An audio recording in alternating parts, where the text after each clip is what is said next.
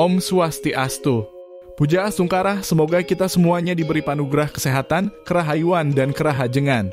Izinkan kami berbagi wacana Dharma dengan judul, Terima Kasih Tuhan Kami Adalah Manusia. Umat sedharma yang berbahagia di kehidupan kita sebagai manusia dalam rutinitas sehari-hari, terkadang kita lupa bersyukur bahwa kita ini terlahir sebagai manusia.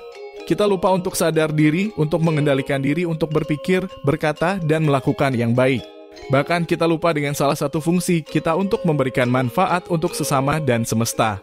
Dalam wacana Dharma ini diawali dengan sesuatu yang menarik dari yang sedang tren saat ini, yaitu maggot. Maggot adalah larva dari lalat tentara hitam atau black soldier fly. Maggot adalah larva sejenis belatung, karena itu akan terlihat menjijikkan. Uniknya hewan ini memakan sisa makanan, limbah-limbah organik, bahkan kotoran ternak dan bangkai. Dan maggot ini menguraikan sampah-sampah ini sehingga yang tadinya sampah itu berbau tidak sedap menjadi berbau hasil fermentasi. Limbah kotoran dari maggot yang disebut kasgot bisa digunakan sebagai pupuk yang menyuburkan tanaman. Maggot ini ternyata mempunyai kandungan 35-40% protein yang bisa digunakan sebagai pakan ternak ayam, bebek, entok, lele, dan babi. Di sini kita bisa lihat bahwa hewan menjijikan pun yang dianggap rendah itu bermanfaat untuk keseimbangan alam semesta. Dia sebagai pengurai limbah atau sampah dan kotorannya bisa untuk pupuk dan tubuhnya sendiri untuk makanan ternak. Ini menunjukkan bahwa betapa bijaksananya Hyang Widi, Tuhan Yang Maha Esa. Karena semua ciptaannya itu bermanfaat untuk semesta. Hyang Widi dalam manifestasi sebagai Dewa Brahma menciptakan tumbuhan hewan dan manusia itu masing-masing mempunyai pramana atau kekuatan masing-masing yang dikatakan dalam Tri Pramana. Tumbuhan mempunyai eka pramana yaitu kekuatan bayu atau tenaga untuk hidup. Hewan mempunyai dwi pramana punya sabda dan bayu, sabda itu kekuatan bisa bersuara. Dan manusia mempunyai tri pramana, bayu, sabda, dan idep. Manusia punya pikiran. Manawa Dharma Sastra bab 1 Sloka 96 menyebutkan di antara sesama ciptaan Tuhan yang berjiwalah yang lebih utama.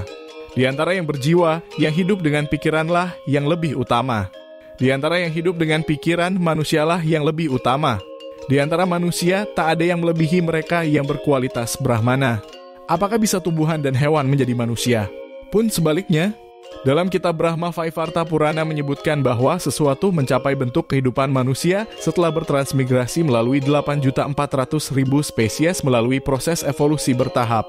Bentuk kehidupan manusia itu akan hancur bagi orang-orang bodoh yang sombong yang tidak berlindung pada kaki Padma Govinda.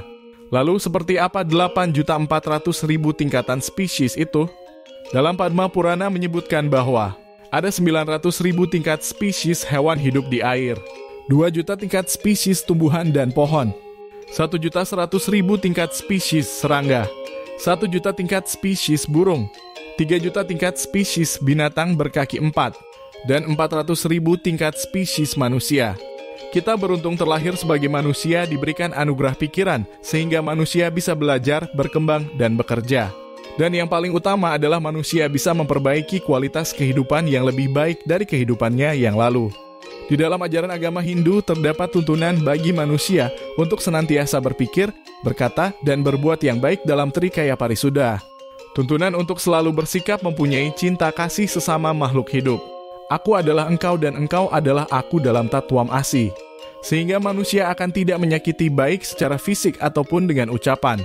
Serta menjaga keseimbangan hubungan manusia dengan Tuhan, manusia dengan sesamanya, dan manusia dengan alam dalam Tri Hitakarana. Dalam kitab Sarasamuccaya Sloka 315 menyebutkan, oleh karena itu jangan hendaknya tanpa pertimbangan atau penyelidikan. Hendaklah Anda memikirkan perbuatan diri Anda sehari-hari. Senantiasa berpikirlah, apakah salah perbuatan ini atau benarkah? Sama dengan hewankah atau sama dengan panditakah tingkah lakuku? Demikian hendaknya pikiran Anda dari hari ke hari dan Anda senantiasa menasehati diri mengenai perbuatan Anda itu. Sarasamuccaya Sloka 139 menyebutkan, singkatnya, kesejahteraan makhluk hendaknya Anda usahakan, sebab orang yang sedang berjalan, duduk, bangun dan tidur sekalipun, jika tidak dimanfaatkan untuk kesejahteraan masyarakat, tiada bedanya perbuatannya itu dengan gerak laku hewan. Sebagai contoh dalam kehidupan sehari-hari saat kita dihadapkan dalam pilihan saat hari libur. Tentunya akan lebih bermanfaat jika bangun lebih awal lalu berolahraga, mandi, bersembahyang lanjut membersihkan rumah dan beraktivitas sosial di lingkungan sekitar atau di tempat ibadah dibandingkan jika hari itu diisi dengan tidur dan makan saja. Oleh karena itu, umat sedharma, manusia sepatutnya bisa memberikan manfaat lebih kepada semesta dibandingkan hewan dan tumbuhan. Sekian wacana Dharma yang saya sampaikan. Semoga memberikan manfaat lebih untuk kita semua dan semesta. Om Santi, Santi, Santi, Om.